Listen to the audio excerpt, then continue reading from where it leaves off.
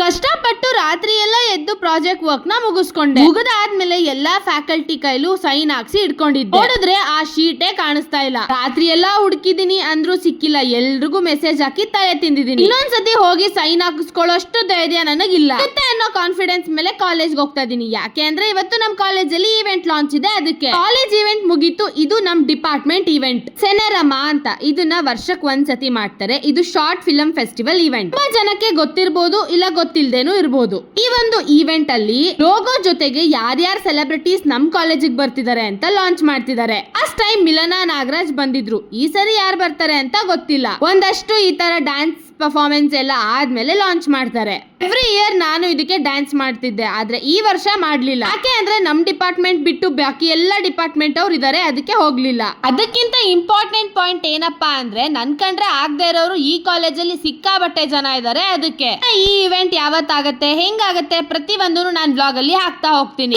ಈ ವರ್ಷದಲ್ಲೂ ಯಾವ ಸೆಲೆಬ್ರಿಟೀಸ್ ಬರ್ತಿದ್ದಾರೆ ಅಂತ ನೆಕ್ಸ್ಟ್ ಬ್ಲಾಗ್ ಅಲ್ಲಿ ಹೇಳ್ತೀನಿ. ಲೋಗೋ ಲಾಂಚ್ ಏನೋ ಮುಗೀತು, ಆದ್ರೆ ಇನ್ನ ನನ್ನ ಪ್ರಾಜೆಕ್ಟ್ ಕತೆ ಮುಗ್ದಿಲ್ಲ. ಎಲ್ಲರೂ ಕರೆಕ್ಷನ್ಸ್ ಹಾಕ್ಸ್ಕೊಂಡು ಸೈನ್ ಮಾಡಿಸ್ಕೊಂಡು ಹೊಟ್ಟೋದ್ರು. ನಾನು ಒಬ್ಳೆ ಇನ್ನ ಮಾಡಿಸ್ಕೋಬೇಕು ಅಂತ ಕೂತಿದೀನಿ. ಮನೆಗೆ ಹೋಗೋ ಅಷ್ಟೊತ್ತಿಗೆ 5:30 ಆಗೋಗಿದೆ. ತಿಂಡಿ ತಿಂದಿಲ್ಲ, ಊಟನೂ ಮಾಡಿಲ್ಲ. ಅದಕ್ಕೆ ಹೋಗ್ತಾ ಆನ್ ದ ವೇ ಗೋಲ್ಗಪ್ಪ ತಿನ್ಕೊಂಡು ಹೋದೆ.